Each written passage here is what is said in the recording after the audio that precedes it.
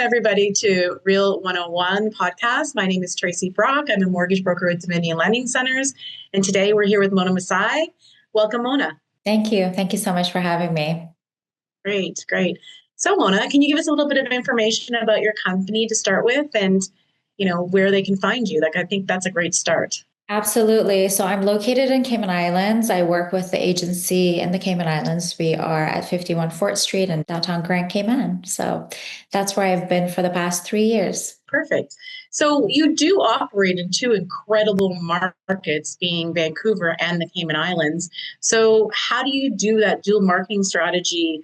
How do you make it come to life so it makes it so powerful for your clients? I built my business around clients who want more. They want more lifestyle, more return, more security. And that sort of started all around COVID. I moved down here 5 years ago, and I was already operating in Vancouver and still am. And I was able to grow my business here, my real estate business here as well. And they complement each other perfectly because Vancouver has more growth and stability. In Cayman Islands, has the tax-free income, the asset protection, and you've got the beautiful beaches and warm weather year round. So it allows my clients not to choose because they want access to both. And so I sort of guide them to be able to navigate both markets. So you mentioned the fact that Cayman Islands is tax-free, but are there other key benefits for Canadians to come down and diversify their portfolio in the Cayman Islands? Yeah, so Cayman Islands offers Canadians a legal way to earn and grow income tax-free and to protect their wealth offshore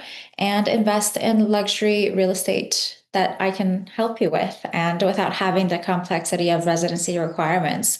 It's also politically stable and English speaking, and it's tied to the US dollar. So it's a no-brainer for portfolio growth. Yeah, it sounds like a very good way to grow your portfolio for sure. So with these high net worth clients and managing and scaling their real estate portfolios, how do you guide them with international borders? It really starts with the right strategy, and it's different for every client. I look at their current portfolio, their tax exposure, and their lifestyle goals, and then we identify whether Cayman Islands is the right fit for them or not. And if it is, then they usually want like a really good ROI if it's a rental investment, and then I work closely with their legal and financial team to ensure that it's a seamless move from Canada to the Cayman Islands, and try to simplify it as much as I can for them. It's not always the case with every client, but usually it is. There's always those ones that sometimes it's just a little bit more process, let's say. Absolutely. It's really different with each client, but usually, with my team, we try to simplify it as much as we can. Great. So what should Canadians know before relocating to the Cayman Islands, whether they're going to do it full time or just use it as like a destination spot for vacationing? It's not just about relocating and just finding a home. It's really about finding the right community. And I usually tell them to come down and stay with us for a little bit, both in off market and usually when it's busy and when it's low season, high season, rather, sorry, not off market. I try to get them to come down at least twice before they make their final decision, and to make sure that they're happy with the schools, with the healthcare system, with just the lifestyle, because it is a big change coming down from a big city to a smaller island. It's definitely a big change, and having to spend some time here before you make that move is very, very crucial. I actually had a friend of mine who lived in the Cayman Islands for, I think it was 5 years, and she loved it. She thought it was amazing. So I can only imagine the lifestyle is she mentioned it's very vibrant and beautiful. So it's very vibrant, very beautiful. We are the culinary capital of the Caribbean. We have the best healthcare system in all of the Caribbean. We have the best schools. I have 2 teenage boys myself that went to school here for 3 years.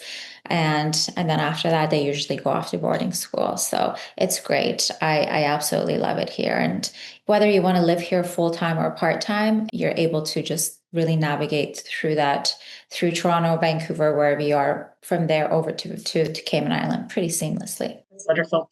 Well, with luxury real estate, lifestyle is everything. So how do the vibes of Vancouver and Cayman complement each other when buyers are seeking the best of both worlds? In Vancouver, clients are grounded They think access to finance, business hubs, growing, tech sectors. Cayman brings the freedom, the waterfront living, and less sunshine, and the tax optimization. So together, they really create a really nice portfolio, a lifestyle portfolio rather. So they really like it.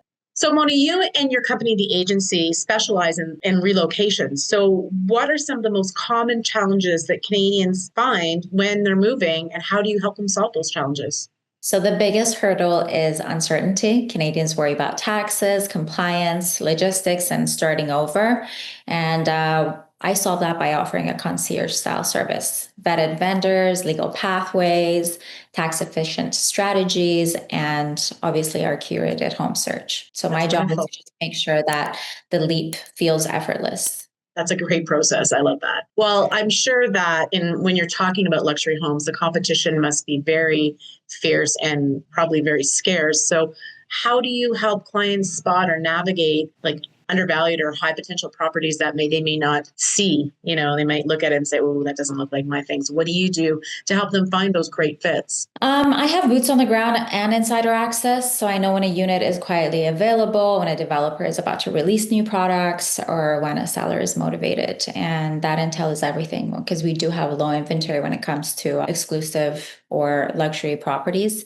And it really does. My clients don't really compete. They get ahead when they work with me. Wonderful. So, Mona, how has your background as portfolio manager shaped the way you approach real estate differently from the average agent that's working either in Vancouver or Cayman Islands for that matter? I don't sell homes. I build wealth strategies, and I look at cash flow, capital appreciation, tax treatments, and exit value.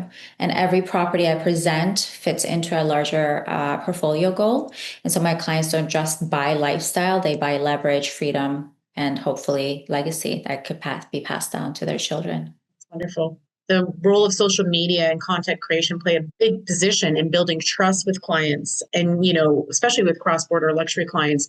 What do you guys do with that? It's really everything. I mean, social media has grown to be everything in real estate. Most of my clients find me on Instagram or LinkedIn. And before they even reach out to me, my brand and my content really introduces what I do and who I am. And I, use it to educate and show market insight.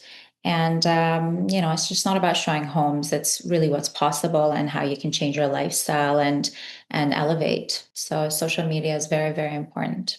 Great. Well, we will talk about that in a little bit. But first of all, where do you see the biggest opportunities for the next 1 to 3 years for Canadians wanting to invest offshore? Even if it's not the Cayman Islands, just where do you see the biggest opportunities? Well, Cayman Islands is the strongest player right now for Canadians. There's no property tax, there's no income tax. You've got a strong USD link to assets, an incredible demand for rental and resales.